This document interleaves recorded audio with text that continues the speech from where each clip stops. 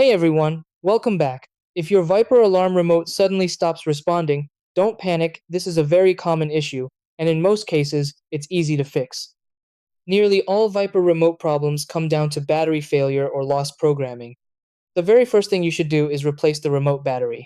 Most Viper remotes use coin cell batteries like CR2016 or CR2032, while newer models may use a rechargeable battery charged via USB. Open the battery compartment on the back of the remote and install a fresh battery of the correct type. For rechargeable remotes, use the original USB cable to ensure proper charging. In many cases, this step alone restores full functionality.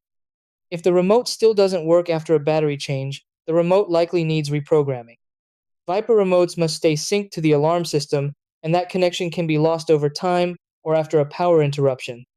Reprogramming usually involves accessing the valet or program switch and following a specific button sequence on the remote.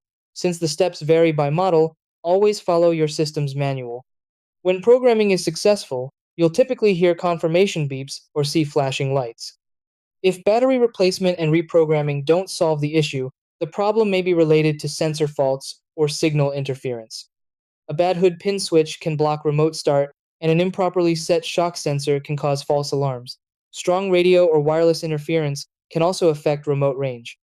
At that point, a system reset or professional inspection by an authorized Viper dealer is the safest solution.